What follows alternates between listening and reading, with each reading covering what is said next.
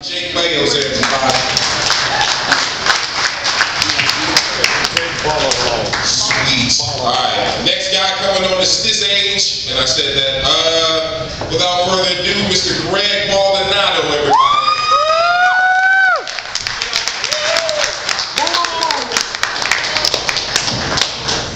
Let's get another round of applause for our host tonight, please.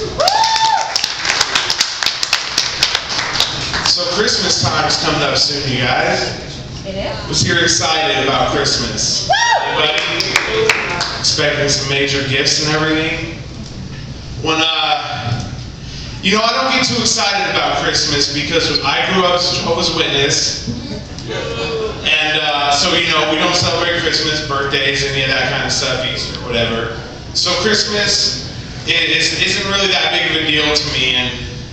And my stepdad was in the military, so we traveled around all the time. And when you're a little kid and you're a Jehovah's Witness, it's really hard to make friends, especially when you're the new guy at school, because that time of year always comes around when you're in elementary school and everything, and you guys always have the Christmas parties going on that your teacher would throw for you. Your teacher would throw for you, and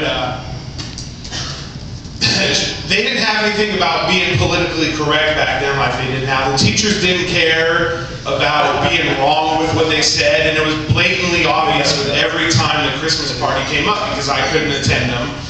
And my mom would send a note with me and make sure to give it to my teacher so that they knew. So the Christmas party time would come and the teacher would be reading the list and say, okay, everybody, so Amy's mom brought some cupcakes for the Christmas party. Let's hear an applause for that. And little Timmy here, his mom made some cookies, and we have this little list here of people who can't attend the Christmas party.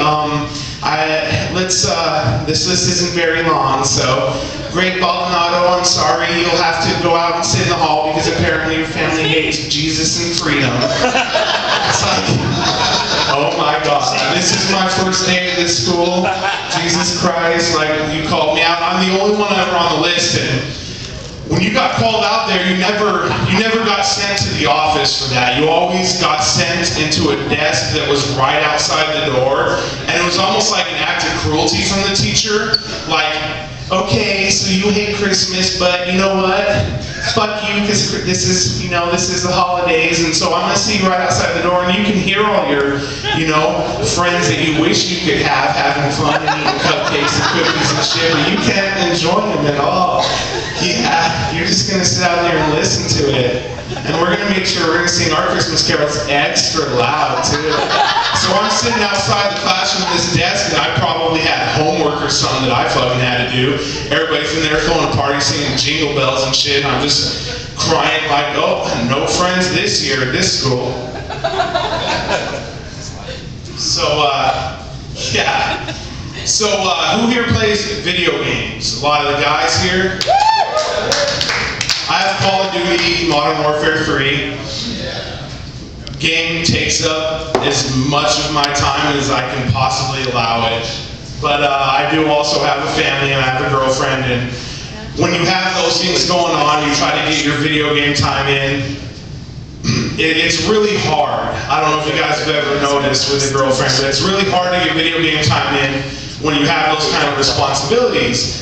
So what I usually try to do, and it's almost like video games are like cheating when you have them and you have your girlfriend, your family, and everything, because every time it comes time that you're like, okay, I have some fucking downtime, some quiet time to play, you could have the most independent woman ever who never needs to be around you until you want to play that fucking Xbox.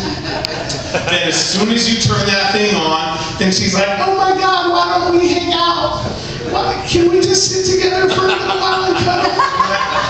God damn it, I'm trying to play video games. So I do everything I can in that aspect to play video games. I have to sneak up late at night, get up early before she gets up and shit to try to play, and it makes it really hard. It almost makes you feel like you're cheating on your girlfriend whenever you try to get some time to play a video game, because here's how it is in my house with that. I'm sitting there laying in bed, I wake up in the middle of the night because I can fucking hear it calling to me and shit, and I gotta answer the call every time. So I look at the clock and it's like 1 o'clock in the morning and I'm like, look over at her like, baby. Tap her a couple times, baby. No movement, nothing.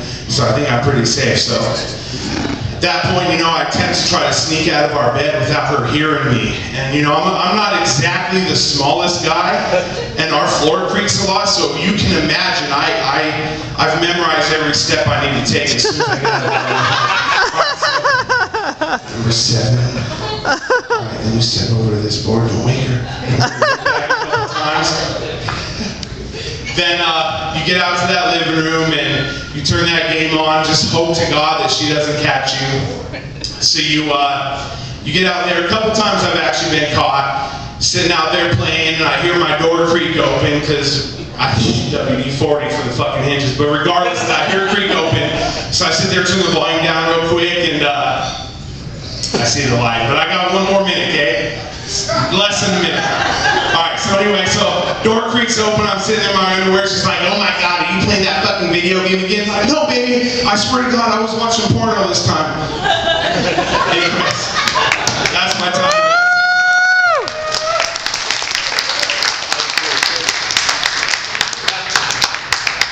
One more time, Greg Baldonado.